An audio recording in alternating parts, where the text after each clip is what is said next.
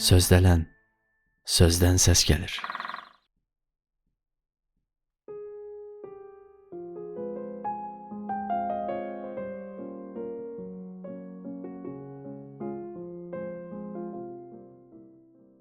Sözlələndə Üzeyir Hacıbəyovun Hamam məqaləsini sənə danışıram.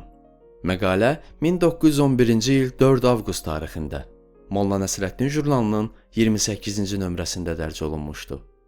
2010-cu il 14 avqust tarixində isə 525-ci qəzetin 20-21-ci nömrəsində dərc olunub.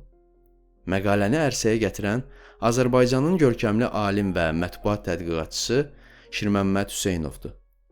Məqalənin elektron mətni Azərbaycan Milli Kitabxanasının elektron məlumat bazasından götürülüb.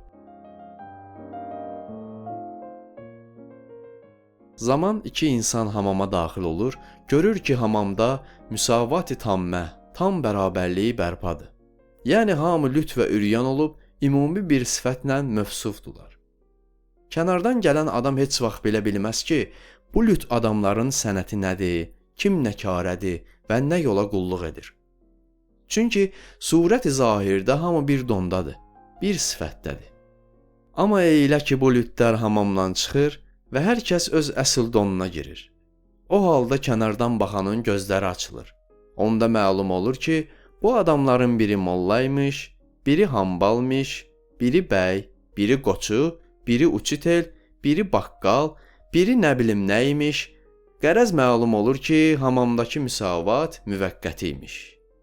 Bəlkə əsl həqiqətdə hər kəsin özünə məxsus donu varmış. 1905-ci sənədə mən Bakıya daxil oldum.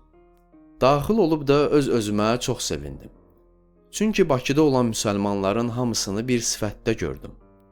Molla, tacir, bəy, qoçu, yazıcı, neftçi, milyonçu, uçitel hamısı bir rəngdə idilər. Və hamısının ağzından tökülən söz bu idi. Müsavat, ədalət, üxüvvət, yəni qardaşlıq.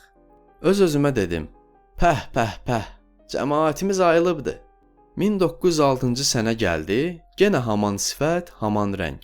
Genə pəh. 1907-8-ci sənələr gəldi. Bir də baxdım gördüm nə? Adamlar bir-bir hamamdan çıxırlar və hər kəs öz həqiqi donuna girir. Onda bildim ki, Bakı o zaman hamam imiş. Bəli, elə ki hər kəs öz donuna girdi, Bakı yavaş-yavaş qaynaşmağa başladı. Müsavat, üxüvvət sözləri əvəzinə özgə sözlər söyləndi. Birinə gəlmə dedilər, birinə yerli dedilər, döymək, öldürmək, qovmaq kəlmələri asimana bülənd oldu. Qafqaz müsəlmanlarının bir danə mərkəzi olan Bakıda 1000 danə mərkəz əmələ gəldi. Bu mərkəz sahibi olan şəxslərin başındakıları da bir neçə mərkəzə bölünüb, hər mərkəzdən bir avaz çıxdı. Bakı oldu qatıqlaş. Bircə bunları deyən yoxdur ki, ay cəmaət, axı nə olub? Bu nə hayküydü? Bu nə erməni bazarıdır? Bu nə zənənə hamamıdır?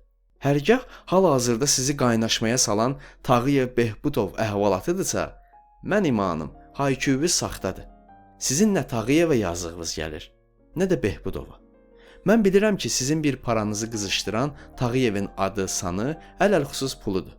Bir paranızı hayküyə salan, aranı qarışdırıb mənfəətbərdar olmaq arzusudur.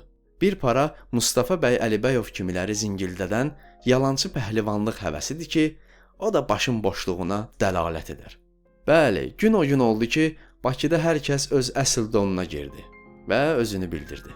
İndi hərif istəyirəm ki, bu adamların indiki əsl surətlərini yadında saxlayıb, iqtizai zəmanə görə bu əsl dondan çıxıb özgə bir dona girmək istədikləri vaxt əlbəyaxa olub desin ki, xeyr, indi aslan dərisinə girməklə bizi aldada bilməzsiniz. Biz sizin əsl dərinizi vaxtında görmüşük və kim olduğunuzu yaxşıca bilirik. Vəssalam.